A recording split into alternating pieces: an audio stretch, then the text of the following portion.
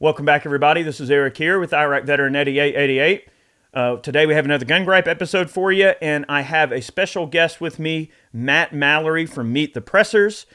He was coming down to do some training and stuff here in Georgia, decided to come down and cut a couple of videos with us. And I thought it would be a great opportunity in today's Gun Gripe to discuss the importance of training. Now, I know that in our channel here, we talk a heck of a lot about tactics, or not tactics so much, we talk about equipment, right? So like when we're discussing firearms technology, maybe holsters and flashlights or other types of gear, right? One of the common things that people end up saying in the comment sections, they go, yeah, but don't forget the training. Yep. Well, that's what today's gripe is about. We're going to talk about the importance of training and maybe some methodologies and considerations that you might want to take into account. Matt is a firearms instructor. He's got great programs. He's a really good dude. So I think he's the perfect person to chat about this. Before we get too far into today's gun gripe, I would like for you guys to check out our podcast. I just want to do a shameless plug for the podcast. It's a good our podcast. Life, Liberty, and the Pursuit podcast. Matt and I from Ballistic Inc. Put out an hour-long episode each week. I would encourage you to check it out. We're trying to grow the viewership over there a little bit. We post the video over on Iraq Veteran on Saturdays, and then on all of the various podcast servers, the audio version goes up the previous Friday. So you can access it early if you listen to it on the various podcast servers. And I ask, if you do check it out, please leave us a great review. And that helps us show up higher in the search results. So check it out. LLP, Life, Liberty, and the Pursuit. We'd really appreciate it. Also, the Meet the Pressers podcast too. You could, he's got some really great stuff too. So check out Matt's podcast as well. He's also on the various podcast servers. Okay, so with that out of the way, all right. Training. So as a trainer, I mean, obviously, now look, like if I went up to the beef salesman and I said, hey, what do you think? You think beef is a great thing to have in your diet all the time? Of course, the beef salesman is going to say, well, yeah, you should buy a bunch of beef. In fact, I have some beef for sale. So now we have to look at this, though, as like when it comes to training, right? Like life and death is a thing. And this is very important to you as a person. For sure. You see the value in preserving human life because you want to train people on how to not become a victim and to how to properly utilize the tools to make sure they can do the job they need to do. But also, that underlying responsibility, it comes with some weight and some gravity to it. Like the people you're training are relying on you for this information. So how important is training? Very important. I mean, I always say that I love what I do, but I hate that I have to do it. I mean, that really solidifies it. Like I love training. I love teaching people. I think I'm good at it. I mean, I make a career out of it. People tell me I'm good at it. So, but I hate that I have to do it. I hate that there's bad people out there doing bad things, and I've got to teach good people how to defend themselves against that. And to get back to your original thing, yeah, it's kind of like the used car salesman, right? You walk in, you're like, hey, I'm looking to buy a car. Well, it's your lucky day. I'm selling cars, right? I like to say that a good way to tell if an instructor is practicing what they preach. Are they taking training, right? Are they going out and taking training from other people? Or are they trying to increase their ability to know knowledge, et cetera? I take courses from other instructors all over the country. Last year I did 150 hours from other instructors. I don't need to, but I do that because I don't know everything. I profess that. And I think that as a society, as human beings, if we're not constantly seeking new knowledge and new ways to hear things and do things, then we've become stagnant. And are we growing? Because I don't think at any point anybody knows everything. So I take training from other instructors. Maybe it's not so much to learn something new, but it might be a new way to say something, a new way to present something to my students. It might just be to brush off the cobwebs because almost everything we do is a learned skill and a perishable skill. So if we're not practicing it, and that's evident with driving a car, with anything. There's something you do. You go to the gym, you work out, and you don't work out for a couple months, then you go back to the gym. Well, I'm out of shape, right? Perishable. So with that thought process in, we should have it. We should go out and shoot our guns, practice with our firearms. We should have, constantly be looking at news stories and saying to ourselves, well, what would I have done in that situation? Would I have survived that situation with my current level of knowledge that I have? Yeah, that's a very astute observation. And I think that as a trainer too, it's one of those deals where, by accepting a whole bunch of training from other trainers, it gives you the ability to kind of go, okay, well, where am I in this? Like, all right, do I have the basic skills that this guy might have had? Did I learn something from this? Okay, can I take that knowledge and now apply it, to my curriculum and try to, train people better, right? Because that's at the end of the day, that's what it all comes down to. Yeah. So now, kind of segueing to, let's just say, the individual basis, like the person watching this video, what I really wanted this particular piece of content to kind of be geared towards are people who, let's just say, maybe they are a new gun owner. And I know, listen, y'all, I know that I have really beat this horse to oblivion, right? Where I've talked so much, where I've addressed new gun owners. And I don't want people that watch our channel that maybe have been here a long time. Like some of you have been watching my channel for 10 years, okay, or longer. Some of you have been watching 13 years. And I appreciate those of you that have stuck with me for over a decade.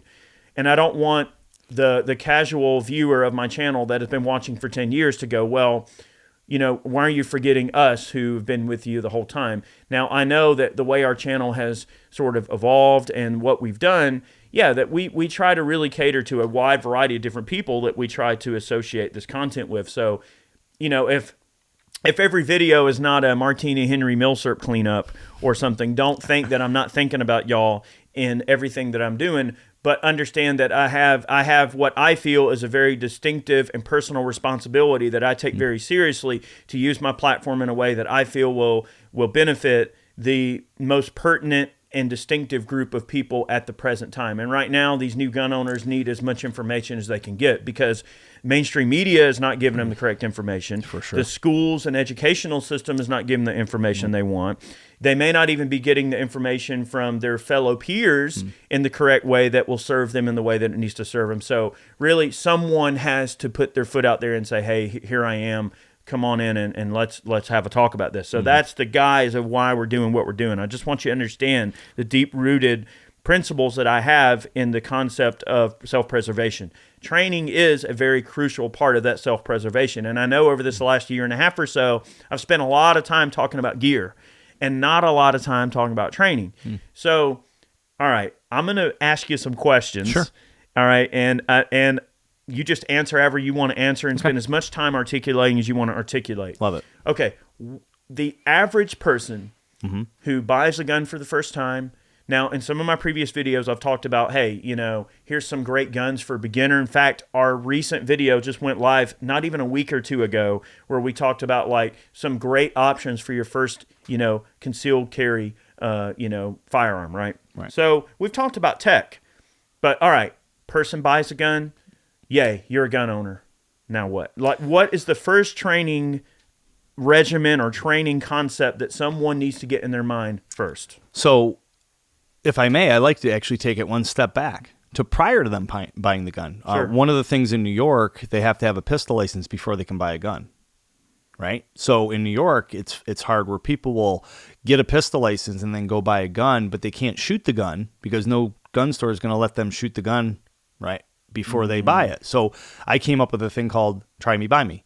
So people can actually, once they have their pistol license, they can come out to my place, pick a gun that they want to shoot, take them out to the range and shoot. Double stack, single stack, semi-automatic, revolver, whatever. So they're test driving a gun prior to buying it. So, and I've got a matrix like how was the grip, how was the recoil, how are the sights, how is reloading, magazine, etc. And then they rate it. They put the name of the gun and then they rate it. So then that way, at least they're a little bit closer to what fits them. Because, Sure. You could say, well, this gun, I like this gun, so you try this gun. Well, I like boxers. Somebody else likes briefs. That doesn't mean that they're going to like the same thing. Yeah, it doesn't mean that one is objectively better than Right. the other. It just means Exactly. that that's what's right for you. We're all different. We're all made differently. So that being said, that's usually my biggest problem that I see with new gun owners. Is they'll come to me with a gun that doesn't fit them, that they can't rack the slide, or they got to move their entire grip around to be able to hit the mag release or the slide stop, and it just it doesn't work for them. And I don't know how many times I've had students come and then they go back and they end up putting the gun on the shelf and buying a different gun that fits them, that works for them better. So that's probably,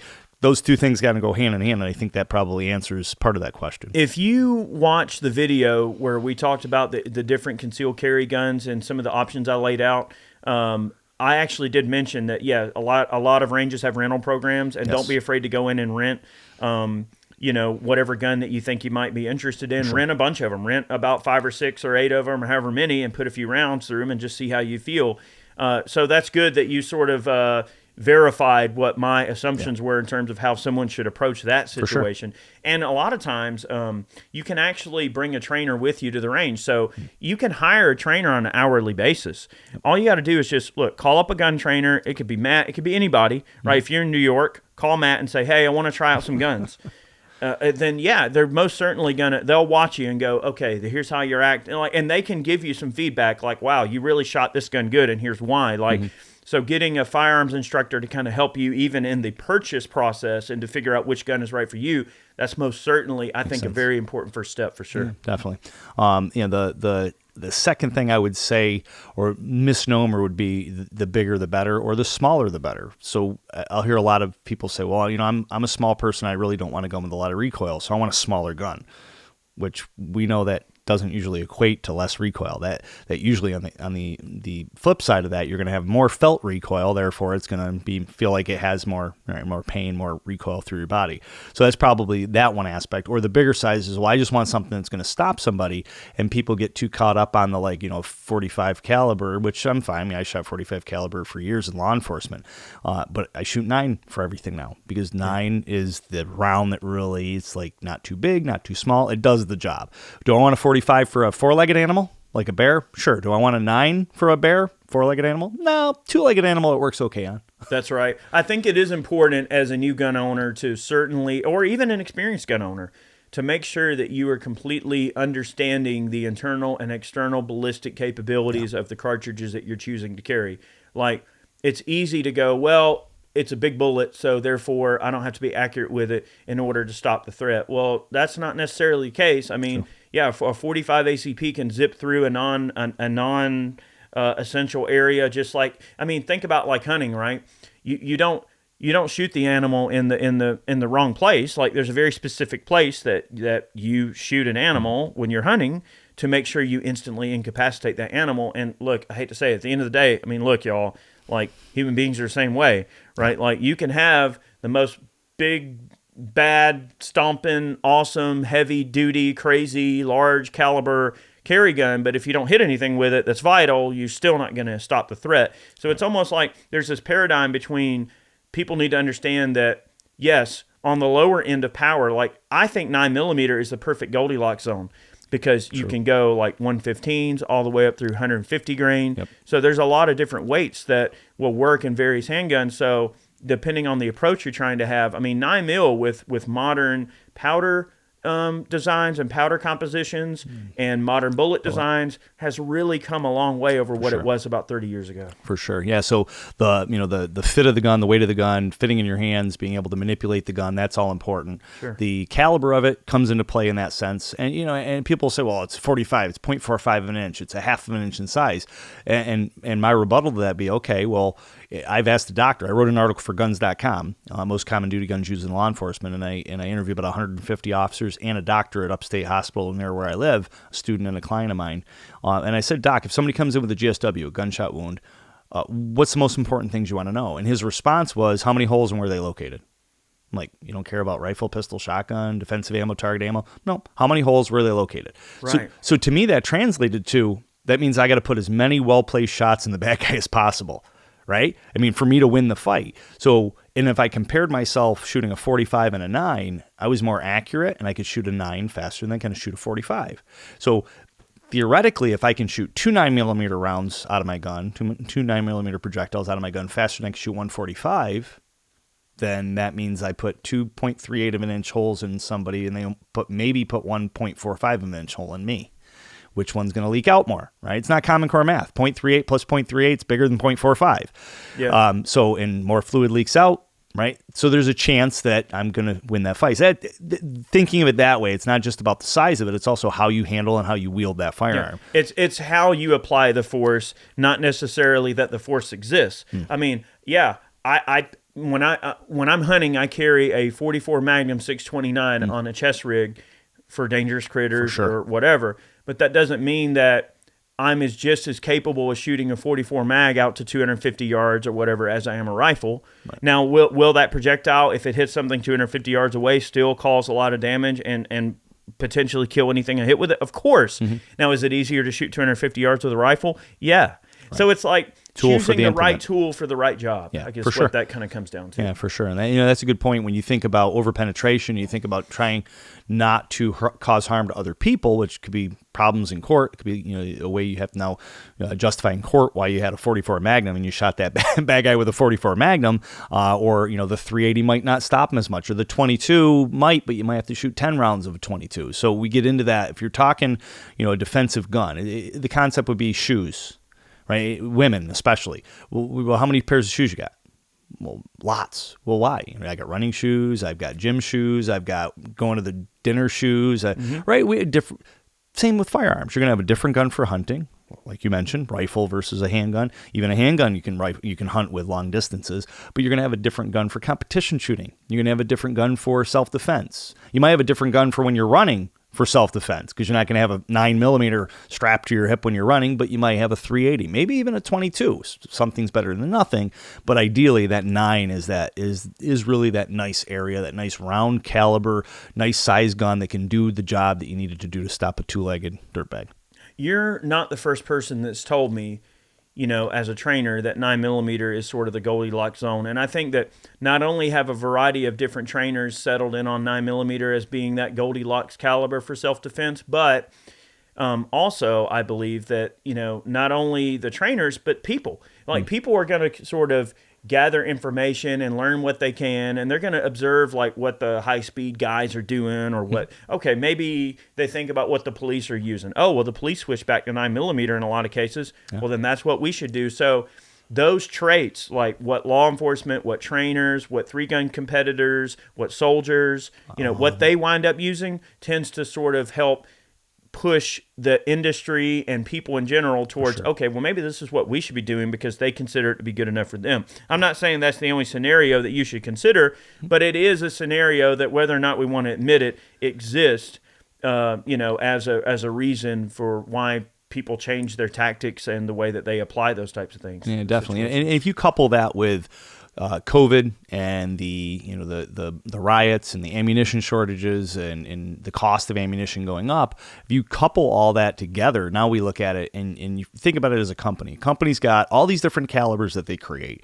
and now they're subject to only having enough resources and time to create one specific caliber, or the caliber that sells the most, or the caliber that's the hot one that flies off the shelf. Why wouldn't they put all their resources into the one that's going to make them the most amount of money? Right? Why wouldn't they put their money into the 9 aspect of it? And that's what I'm seeing, is that 9's more plentiful. It's easier to find. There's more variety, more options there. So I was preaching 9 prior to COVID, but now with the ammunition, the situation it is, with it being short and also costly, I'm just even more adamant about it. It's kind of like it's solidified my mindset of 9 being the right round, because now the industry is showing that, right? It's harder to find, and it's a lot more expensive to get 45 in some cases, but even some more higher obscure things like 357 or even 38, it's harder to get, and they're more expensive than 9 would be. That's right. So from a training aspect, kind of getting back to, because here's the thing, is your training regimen and the type of training that you're going to, think about getting as a, especially a new gun owner, which I suppose is sort of the gist of this video. This information can obviously apply to anybody, no matter who you are. But when people consider, okay, we got to think about the platform we're going to use, maybe the cartridge we're going to chamber it in. We're going to think about trying out some different guns. Mm-hmm. All right, then we get to the table, and now, all right, we think we're ready to start actually squeezing triggers and getting into some concepts that are going to make you a better shooter. So, what are some of those core elementary 101 things that you would encourage someone to concentrate on? Well, if they've secured all that stuff and they're moving to the next, actually pressing the trigger, I would say the fundamentals, NRA 5 fundamentals: breath control, hold control, trigger control, knowing your sights, alignment, knowing how alignment works, grip, stance, all those basic fundamentals are going to be smart. But then also have the target close. just to see where your grouping is, see if you've got to refocus on some of those fundamentals. Because if you put the target way out, you're going to get frustrated. You're going to want to probably give up sooner. So have the target close, maybe 7 yards, maybe even closer, maybe 10 feet from you, something like that, just so you can see that pattern and then know, okay, well, geez, I'm all over the place. If you're all over the place at 10 feet away, then you're not hitting anything. There's something wrong. On this side. And I'll get people say that all the time. Students will be like, well, how'd I do? Did I hit it? And I'll be like, I don't know. I'm not watching the target. I'm watching you. The problem's here. The problem's not there. That's after the fact.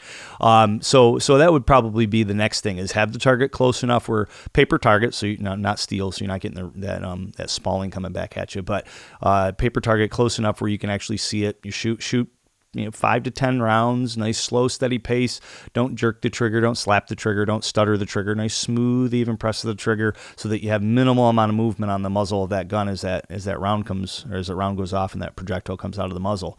And then see how that goes. If it's a nice tight grouping, great. Move it out a little bit. Right, then try it again. And then as you know, as we see, as you get further out, it's that grouping is going to start opening up. It's going to be exasperated. So I think that would be a good tactic, is keep that target close so that you can actually see what's going on versus having it way out and getting frustrated right off the get-go. Yeah, and maybe a good approach also is to, recognize and solidify what you are doing right. So you need to recognize what you know and what you don't know. Yeah. And really, honestly, that type of advice could really just be applied to life in general, not just firearms, right? It's true. But in this particular situation, it's okay to go, okay, I'm really good on this aspect, right? Like I can hold the gun still, I can squeeze the trigger, but you know what? My sight picture's off, or whatever type of situation. So that all comes down, all of the minutiae of that comes down to the individual trainer that you wind up working with when you seek out this training. So I don't want you to think that, like what Matt is saying, these are very general terms, that each of these will get broken down and they'll go through and show you, like, hey, this is how to control your breathing. Here's how to watch that trigger squeeze. Here's how to, what you're looking for when you're looking at the sights. Here's a proper sight picture. All of those things are articulated by the instructor, so that's all part of it. But these are just all things you need to keep in the back of your mind as being very crucial elements of what are going to be integrated into your early training when you're getting used to firearms. Also, the safety aspect, I think, should not be undervalued. 1,000%. 1,000% on the safety. So safety is something that should always be drilled and ingrained in the back of your mind throughout everything you're doing, no matter what level you're doing it at. It doesn't matter if you've been a gun owner for 50 years or 5 minutes. Right. Like, safety is safety, and that's always going to be like the number one consideration for especially new gun owners. It's just really driving that safety home. I had a student, he took the handgun safety class in New York from me in October 2018. He was a Navy officer, so smart, educated guy, right? Had a college degree, went into the Navy, did his stint, trained on firearms in the Navy, came to me and took the 4-hour class to get his pistol license. So he's above what an average person would be who's wanting to get a pistol license, at least in New York State. More training than the average Joe in that sense. February 2019, he got issued a pistol license. April of 2019, he put a .45 caliber bullet in his girlfriend's head and killed her. And it still bugs me, and I use that in my classes to let people know that that he heard me say he had training prior to me. He was not a dumb person, and all that. Still, he didn't follow the safety rules because it was here. He heard it in the class. He heard me say it. He heard it prior to me, yet it didn't move here. Because what he did is he had the gun in his hand, he put the magazine in, he racked the slide, his finger was on the trigger, the safety was off, and he was getting ready to put it in his holster, and his girlfriend lunged at him and said, I told you not to load that in here. And when she did that, he turned towards the stimulus, which is typical what we do when we're startled, and then he had the grasp reflex because the gun was in his hand, and it went off and shot her in the head. So when you think of something like that, you think to yourself, well, he had all the tools that he needed. He had all the education, the knowledge, but he wasn't putting it in practice. And an analogy that I use for that, and like people are like, well, how could that have happened? He should have known better. Well, he should have known better. He knew better. He just didn't physically, take it to that next step. And I'll tell people, like, remember when you were a kid and you were driving a car, first learning how to drive a car, and the person in the passenger seat's telling you, make sure you look in that left window before you turn into that lane. You're like, okay. And then you're ready to do it. And what do? because your head's attached to your body and you haven't learned how to multitask. You haven't learned how to be able to separate the two and turn your head without turning your body. So that's kind of that analogy. You know, it's here, you got to move it here, and that happens with practice. And under the auspice of an instructor is better because they can watch that. If you don't have that luxury, or if you have it and in between instructor training, maybe videotape what you're doing, because then you can go back and watch it and also present that to your instructor for them to look at what you've done in the sessions in between, for them to look, oh, look, you're jerking the gun. See, right there. That's how people perfect their golf swing. Yeah, videotape. It's by videotaping, especially cool. with slow-mo. Like, you know, heck, an iPhone can take some really respectable slow-mo for what it is. For sure. And in terms of like analyzing your behavior, whether it's your golf swing or your breaststroke when you're swimming or a firearm trigger squeeze, right? So there's lots of ways you can use modern technology to help you, you know, get through some of your shortcomings, right?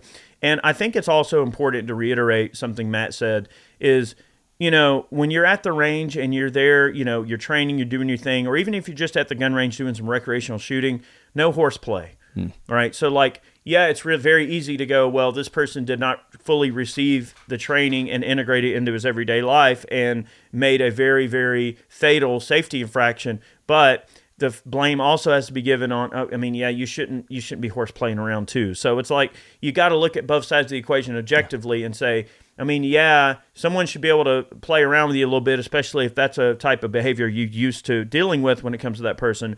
But understand that when you're handling guns, you need to be in the mindset that safety is so super important that you obviously don't want to be horseplaying around when everybody's dealing with guns. I mean, in order for that baseline training response or that baseline level of instruction to mean anything, it has to come from the sanctity of safety being first. So horse playing around is obviously something you want to try to avoid, especially when you're out on the range and everything like that. And then this goes without saying too, I know a lot of people don't necessarily think about this because in our minds we think, well, we're adults, we're responsible, we can do whatever. But you know, you obviously don't go to the range inebriated, right? Like, don't drink, don't do drugs. I mean, like, I know that's an overused and almost a, let's say, a corny type of thing. Don't do drugs, kids. You know, like, I understand, I get it, but it's one of those situations where when you're adding so many different variables to the situation, right? That's one variable that you certainly don't want to have to mess with, right? Like, you want to make sure you're in a completely clear state of mind, a very focused state of mind when you're going to pick up a gun and you're going to receive that training and take part in your firearms training regimen in a way that is actually going to benefit you. You shouldn't be tired. You need to be well rested. Like, don't go in there groggy and upset. All right. Say you just had an argument or something, or you got into some type of whatever, some situation that's got you in a negative place in life. Maybe consider taking a few extra days and make sure that you're calm and collected, and that you've gotten yourself back to that mental capacity where you can actually receive teaching in a way that's going to benefit you. Because if you go into it tired and groggy or upset, or overly caffeinated, anything. All of these things that change us as people, our behavior, these little tiny things that are like in our psychological behavior can kind of come into play. So it's like to really, truly receive that training, you got to make sure it comes from a place of sanctity and respect. For sure. It's interesting you say that because it made me think of what last night on the drive here. I'm driving here and I had some coffee, lots of coffee, 5-hour energy because 15.5-hour drive. I want to go the whole way. And I'm listening to a couple podcasts and books, audible books. And there have been numerous times where I just started drifting off and thinking of other stuff, my notes. And I'm thinking like, I got to do this. I want to do that. I got to do this, contact this person. And then I'm like, crap, I'm not even listening to what I'm playing. So then I have to go and rewind it a little bit because I knew there's content that I didn't want to miss. So there's that. And then there's that aspect of last night trying to get to sleep, right? I'm so hyped up on this 5-hour energy. I'm like, so like a half an hour, I'm just sitting there staring at the ceiling going, all right, I got to do this. Stop thinking, go to sleep. Yeah. So we had Lieutenant Colonel David Grossman on our show, and we talked about sleep deprivation and how that can be just as bad as being drunk. It affects your body in that sense. So yes, I mean, all that like you're talking about, spot on as far as making sure that they'll have those faculties to be able to receive that information so that it goes into long-term memory, so that when the crap does hit the fan and you truly are tired or, exhausted or scared the hell out of your mind because of a bad guy in front of you, it's going to be a little bit easier for that to be pulled out of your hippocampus and be used when the crap hits the fan. Correct me if I'm wrong. You said Dan Grossman? David Grossman. David Grossman. Yeah, Is he the one that wrote the book on killing? Yes. Really? Yes. I love that book. Yeah. On killing, oh my on gosh, combat. that same guy, Yeah. that Grossman. Yep. I'll be dang. Lieutenant That's Colonel awesome. David Grossman. That's a great book. Yeah. I would strongly recommend, look, I'm shameless plug here. Yes, David Grossman's book on killing is a fantastic book because it forces us to recognize the psychological rigors of what it means to have to potentially take another human being's life. And he breaks down in this book some really, really awesome things. Now, I'm not going to go into a lot of detail because that's not what this particular video today is about. But if you've never heard of that book, check it out. It's a good one. Yeah, I'm familiar with Grossman. Don't forget to watch his episode on Meet the Pressers, too. Yeah, definitely check out the Shameless Meet the plug. Pressers episode as well. Now, all right, so let's say that someone has gotten to the point where, okay, they've decided what gun, they've gotten into some of those basics. All right, we're going to work on some trigger control, breathing, sight picture. All right, we've already drilled into ourselves the importance of all the different rules, safety rules. Okay, so now I think, correct me if I'm wrong, but it would seem that beyond maybe trying to extend the training out to maybe integrating, let's just say, some movement tactics or possibly like holstering and reholstering and some of those types of things. Beyond that, we know that the training regimen can just, of course, get more expansive and more advanced. And the techniques, of course, that come along with doing more intricate things with a firearm. It would seem to me that maybe the next important step, and you correct me if I'm wrong, you're the trainer, would be maybe the social responsibilities that we have, and maybe drilling into someone like, hey, yes, you understand how to use this firearm, but it doesn't necessarily mean that you are completely into a situation where you're going to tactically deploy and use a firearm in a tactical situation. Like simply having proficiency of how to use a firearm safely does not necessarily mean that you possess the skills required to deploy that firearm in a way that is going to be tactically sound, if you will. Sure. Very, very true. So, yeah, I mean, if we... The difference between, tactics and just having proficiency in a gun. Right. Yeah. I mean, and you think of like marksmanship, right? That's the proficiency with the gun, being able to hit the target as accurately as you can that you're aiming at, and then that tactical aspect, that dynamic aspect is moving targets, innocent people in the area, and stuff like that. In some of my classes, I'll go over the AII process: acquire, identify, isolate, where you're acquiring the situation. You don't just pull the gun up because you hear somebody say they've got a gun. Okay, well, it could be a cop. It could be some armed citizen that has a gun. I mean, it doesn't necessarily mean just because somebody yells they've got a gun that person's a bad guy. And if they are a bad guy and you pull the first thing you do without acquiring the situation or identifying who the bad guy is or what that person is that has a gun, you pull your gun out and start pointing it at people. Well, that could be misdemeanor or felony depending on the jurisdiction. Not to mention, if it is a bad guy, they're not going to wait for you to point it at them. They're probably going to shoot you before you shoot them. Or that person that pulled a gun, just because somebody might have said, oh, well, he's got a gun. Well, how do you know that he's not drawing a gun to take out a threat that he sees or to deal with a threat that he sees that no one else saw? Right. So you can't assume just because someone is bringing a gun into play that they're the belligerent. For sure. I put it in my students' minds this way. What would you do if you didn't have a gun? Right. But I got a gun. Well, but what would you do if you didn't have one? That's how we really need to be thinking about it in life. Like, my first thought isn't pull my gun out. My first thought is cover concealment. Get the hell out of Dodge. Can I get away from that threat? Because that might be the smarter way to go. Because if I pull my gun out and I start pointing, or I pull my gun out on somebody who has a gun on me, right? You can't draw on a drawn gun. We hear that. Maybe you might win that fight, right? Quick draw McGraw. You might not. Do you really want to play Russian roulette? I'd rather jump behind something that's cover or concealment, especially if I got my family there. I don't want them to be mentally subjected to watching me get shot and die in front of them, or me shoot somebody else and watch their head explode in front of them, right? I don't want that mental anguish on them. We talked about the four horses of your apocalypse: the criminal, civil, jury of public opinion, and the mental aspect. There's more things than just you got to worry about criminal charges. You also have to worry about those other aspects. Yeah, not dying is only the first stage, right? Like, well, okay, hurrah! You no longer have to worry about that person that killing you, but now there's so much more. And I feel like maybe in an everyday environment, it's important to sometimes take a step back and maybe realize when your presence is doing more harm than good. That's valid, right? So, like, let's say that, I don't know, let's use some hypothetical situation, and let's say that maybe this is a bad example, maybe it's not, but all right, I'm just going to use this example. Say it's a crowded subway, okay? And you know how subways are, like, there's a big landing deck, and when it's real busy, there's lots of people.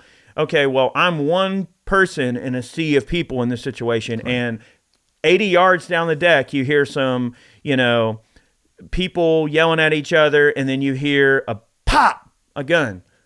Are you going to fight through that 80 yards worth of people to go down there and see what's going on? No, you're probably going to go, all right, the exit's right here. You know what? I'm going to see myself out of this situation because, all right, I know I can't do any good if there's 80 yards of people between me and whatever just happened. Right. 2, I'm definitely not going to indiscriminately fire into that group of people. Right. 3, I'm in the way and I need to just remove myself from the situation because what if a stray bullet comes and hits me? So at that point, all you can really do is go, well, if I'm here, I have a chance to get hit by a bullet. If I'm not here, I won't get hit by a bullet. So sometimes you literally just have to go, maybe get out of Dodge. My presence here is not needed. Right, for sure. I mean, and you need to, recluse yourself from the situation. Yeah, and that goes back to, as you're saying all that, I'm thinking to myself, what would you do if you didn't have a gun? Right? Because that's the thought process. Right. Like, okay, I'm here. I got a gun. But sometimes too many people are, well, I got a gun. I can stop it. Maybe. You might win. Your gun might malfunction. You might be a shitty shot. And I do private lessons if anybody needs help with that. Yeah. There's so many caveats and variables to that situation that,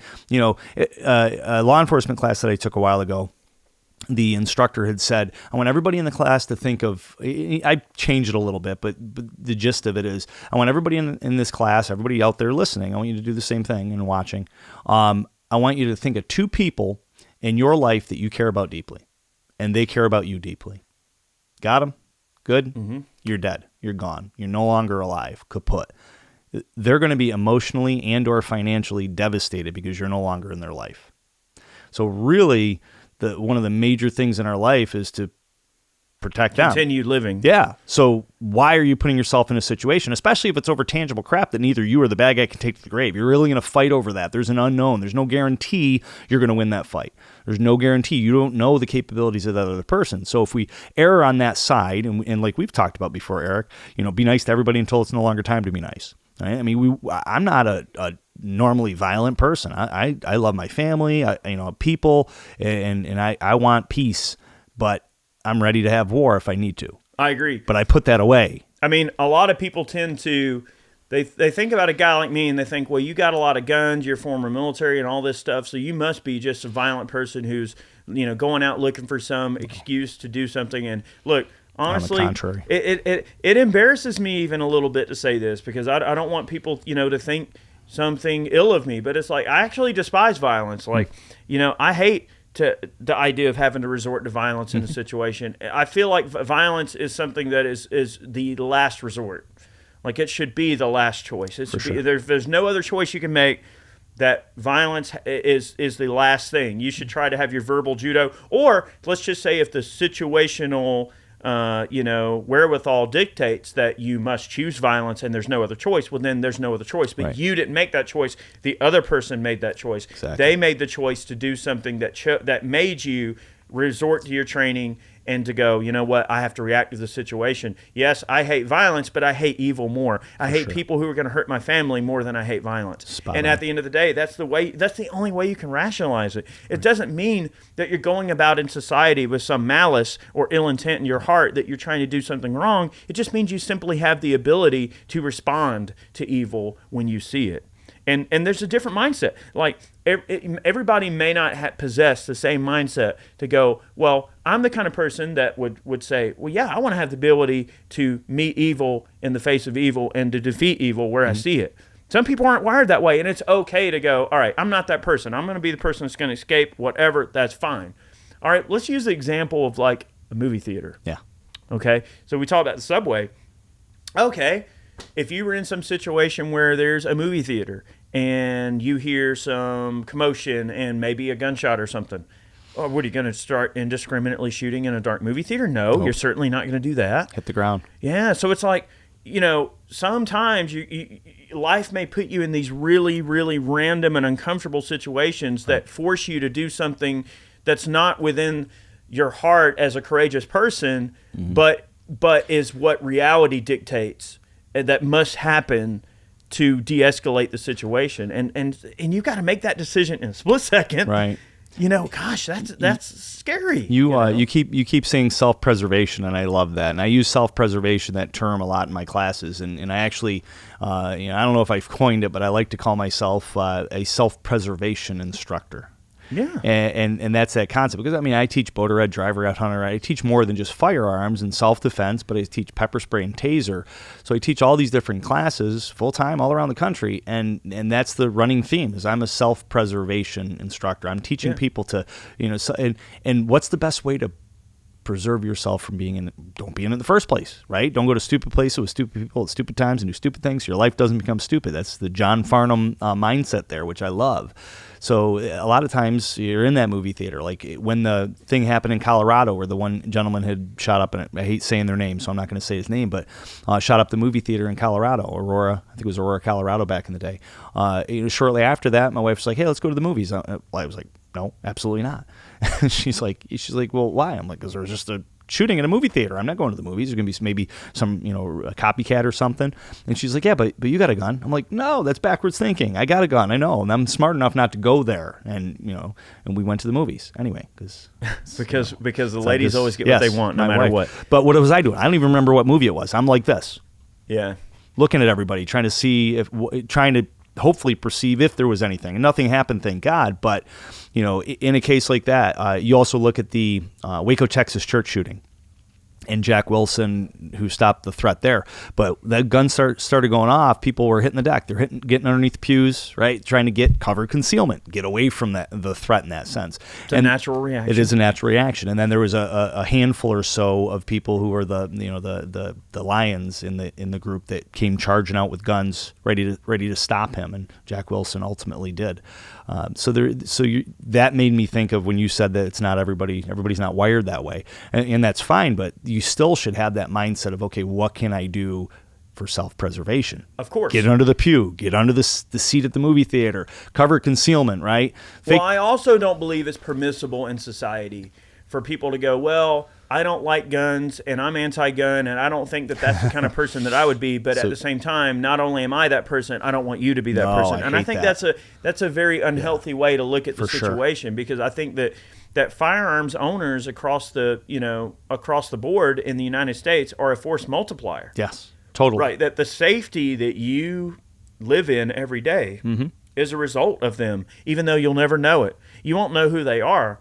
But if they were a deterrent, and maybe you don't know they were a deterrent, you think, oh, well, it was only the police that kept the situation from getting worse or happening in the first place. Now, granted, of course, the police are a deterrent. If there's some big event going on and the cops are hanging out and doing their thing and they have a presence, yes, that presence is what is going to draw your attention to, okay, here's guys with guns. Okay, I can assume that, it would probably be very bad for somebody to do something stupid here because they're going to get freaking dealt with by the police.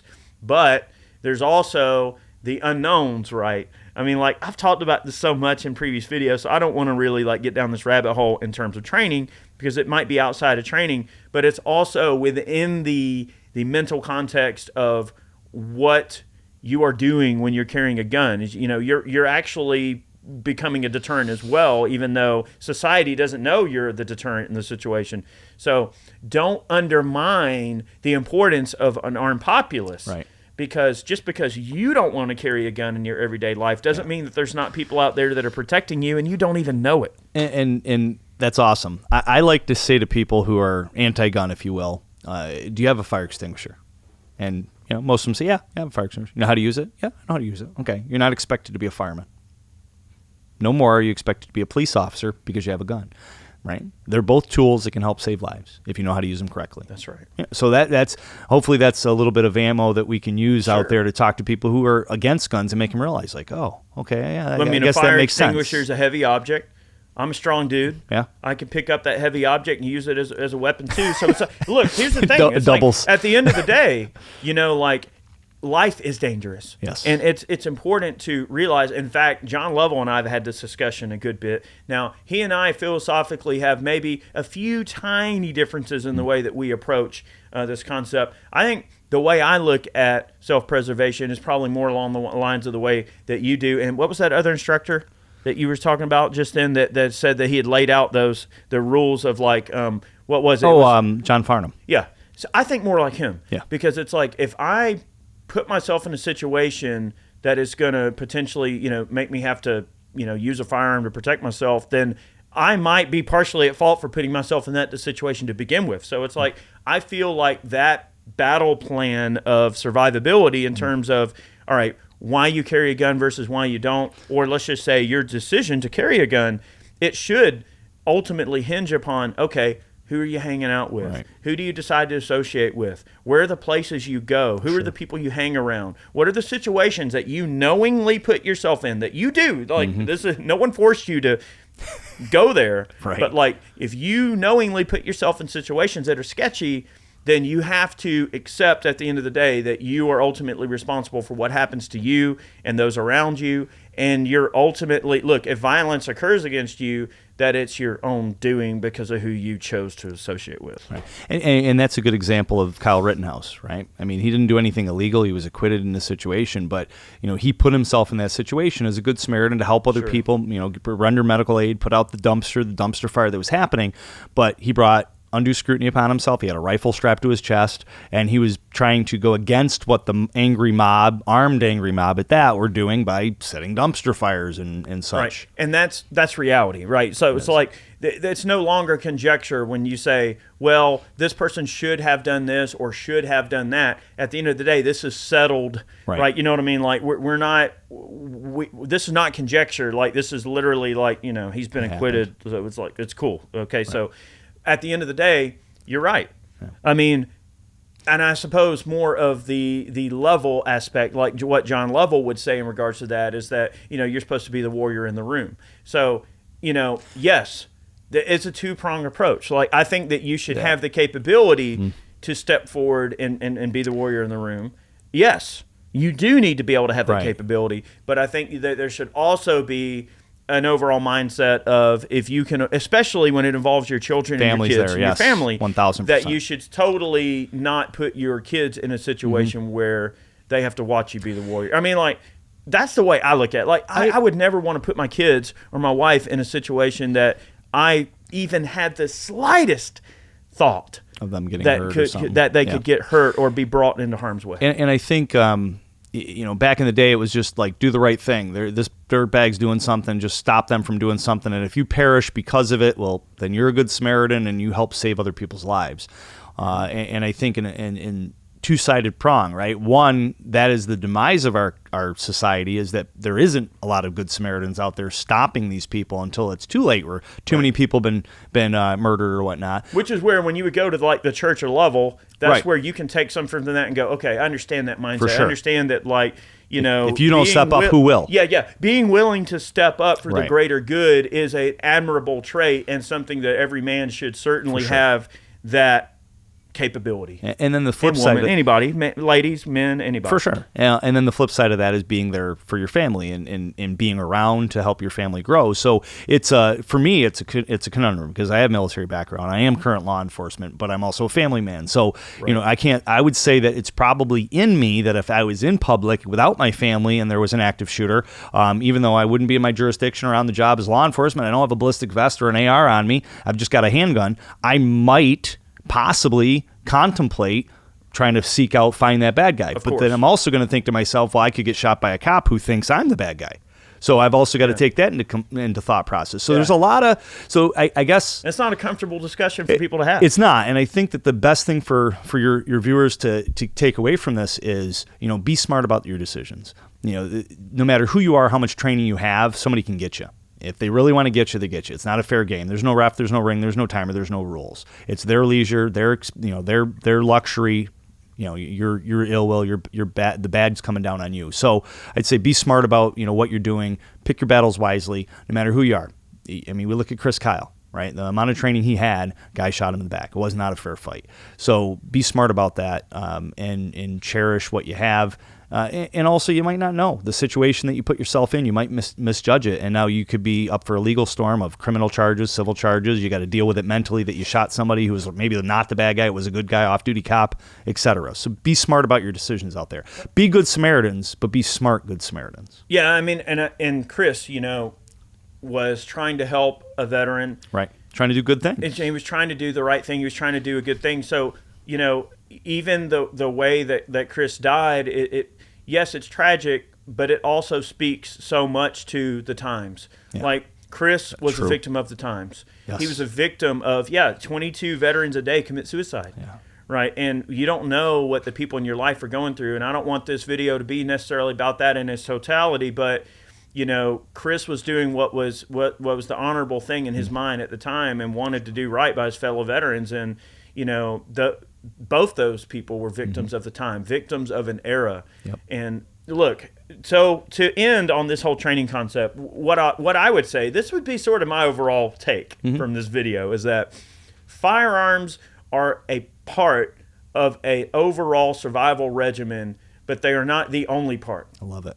Right, like yes, you need to be able to tactically and logistically be able to carry and deploy and proficiently use a firearm, but you also have to have the mental capability to assess when it's go time and when you are at that level, and to know when not to use a firearm. So just because that's one of the many tools in your arsenal, don't give up on your verbal judo. Don't give up on your situational awareness, right? Like, don't give in to complacency, right? Like, all of those things are multi-pronged. So it's like, if you have the mental wherewithal to just act like a person in society who is awake and aware and has the ability to assess everything around them, you may not ever have to use a gun in the first place. So it's like, really, the firearms training aspect is, yes, that's important to, obviously, you need to be able to know how to defend yourself and have the tools to do it.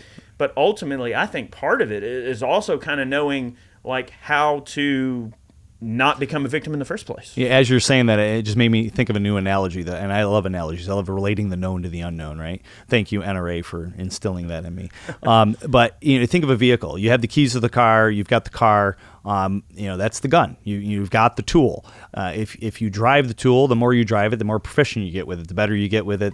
But while you're out there driving it, you have to be aware of other people, other threats, other things. You have to look down the road further. You have to, maybe slow down a little bit before you come up to an intersection because there's a pileup or there's a fire, right? Yeah. Same concept. You're situational aware of what's going on. You're piloting this tool through life, and you're, in this case, you're using it. You're driving the car, but the gun's on you. That doesn't mean you have to use the gun. And if you make good choices prior, and you pay situational aware, and you use verbal judo, and you make decisions not to go, trust your instinct, the hair standing up on the back of your neck, all those things, multi-pronged. I love that. Yeah. Where now you're actually making good decisions, and you might never need to use the gun. And the majority of my students, almost every class, I'll ask them, how many people here have been in a situation, other than military or law enforcement or maybe emergency responder, have you been in a situation where somebody tried to take your life with a weapon, by their hands, whatever? And 99.9% of them, none. 100% of the time, they've never been in an altercation where their life was almost taken. They've been in altercations, but never to that level of deadly physical force. I would